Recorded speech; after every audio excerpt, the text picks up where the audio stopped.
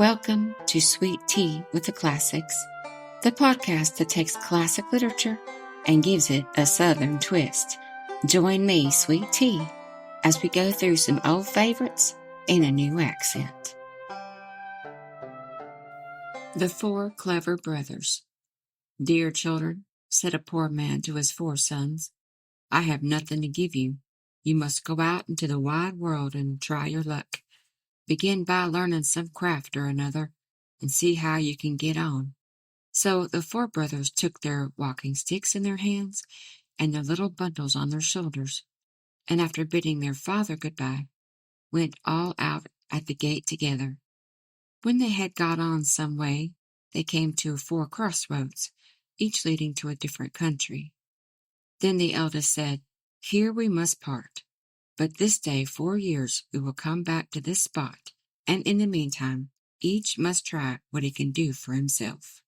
So each brother went his way, and as the eldest was hastening on, a man met him and asked him where he was going and what he wanted. I'm going to try my luck in the world, and should like to begin by learning some art or trade, answered he. Then, said the man, go with me, and I will teach you to become the cunningest thief that ever was.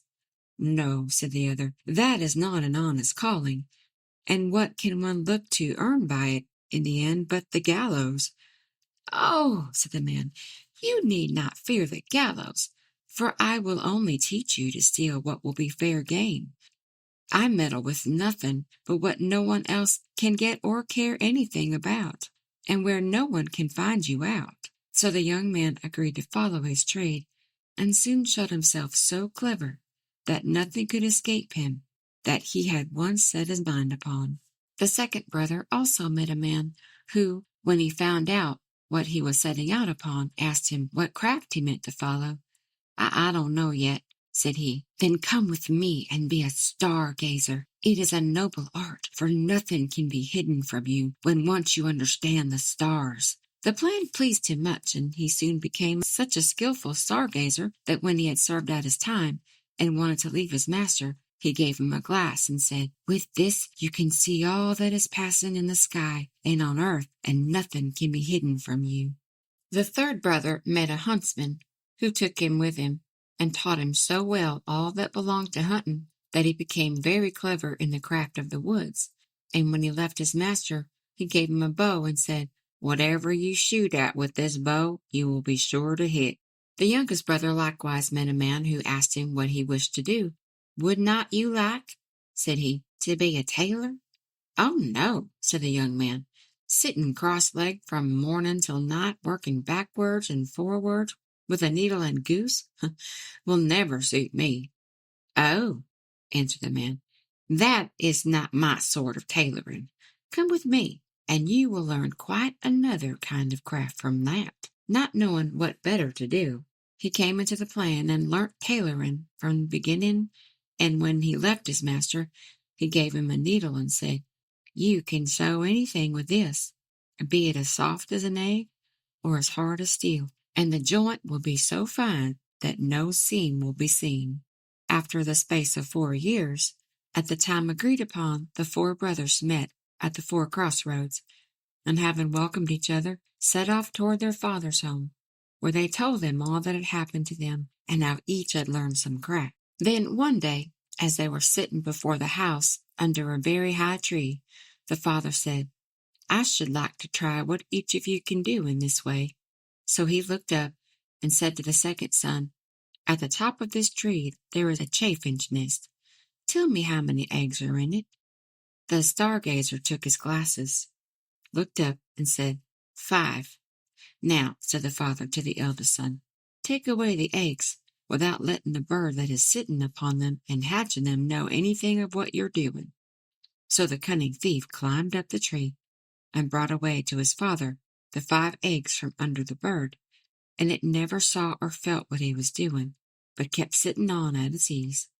Then the father took the eggs and put one on each corner of the table and the 5th one in the middle, and said to the huntsman, Cut all the eggs in 2 pieces at one shot. The huntsman took up his bow, and at one shot struck all the 5 eggs as his father wished. "Now comes your turn," he said to the young tailor. "Sew the eggs and the young birds in them together again, so neatly that the shot shall have done them no harm." Then the tailor took his needle and sewed the eggs as he was told, and when he had done, the thief was sent to take them back to the nest and put them under the bird without its knowing it, and she went on sitting and hatched them, and in a few days they crawled out, and had only a thin little red streak across their necks where the tailor had sewn them together. "Well done, sons," said the old man. "You have made good use of your time and learnt something worth the knowing, but I am sure I do not know which ought to have the prize. Oh, that a time might come soon for you to turn your skill to some account." Not long after this, there was a great bustle in the country, for the king's daughter had been carried off by a mighty dragon, and the king mourned over his loss day and night, and made it known that whoever brought her back to him should have her for a wife. Then the four brothers said to each other, "Here is a chance for us. Let us try what we can do." And they agreed to see whether they could not set the princess free. "I will soon find out where she is, however," said the stargazer, as he looked through the glass, and he soon cried out, "I see her afar off, sitting upon a rock in the sea, and I can spy the dragon close by, guarding her." Then he went to the king and asked for a ship for himself and his brothers, and they sailed together over the sea till they came to the right place. There they found the princess sitting, as the stargazer had said, on the rock, and the dragon was lying asleep, with his head upon her lap. "I dare not shoot at him," said the huntsman, "for I should kill the beautiful young lady also." "Then I will try my skill," said the thief, and went and stole her away from under the dragon so quietly and gently that the beast did not know it, but went on snoring. Then away they hastened with her full of joy in their boat toward the ship. But soon came the dragon, roaring behind them through the air, for he awoke and missed the princess. But when he got over the boat and wanted to pounce upon them and carry off the princess, the huntsman took up his bow and shot him straight through the heart, so that he fell down dead. They were still not safe, for he was such a great beast that in his fall he overset the boat, and they had to swim in the open sea upon a few planks. So the tailor took his needle, and with a few large stitches put some of the planks together, and he sat down upon these and sailed about, and gathered up all the pieces of the boat, then tacked them together so quickly that the boat was soon ready, and then they reached the ship and got home safe. When they brought home the princess to her father, there was great rejoicing, and he said to the four brothers, "One of you shall marry her, but you must settle amongst yourselves which it is to be." Then there arose a quarrel between them, and the stargazer said, "If I had not found the princess out, all your skill would have been of no use. Therefore she ought to be mine."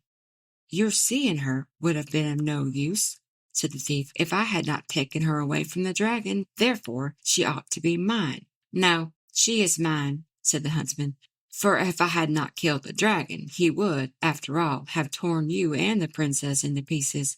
And if I had not sewn the boat together again," said the tailor, "you would all have been drowned. Therefore she is mine."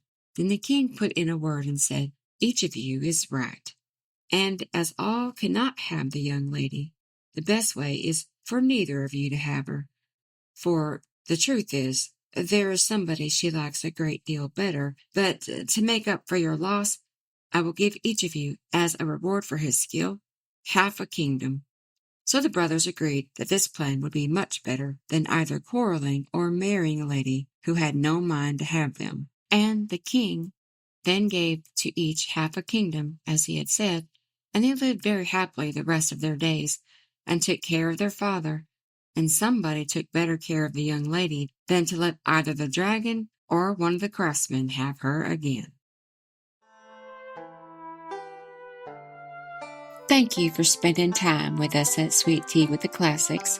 We hope you enjoyed your visit. Like, share, and subscribe for more. And remember, when life hands you lemons, slice them up and put them in your tea.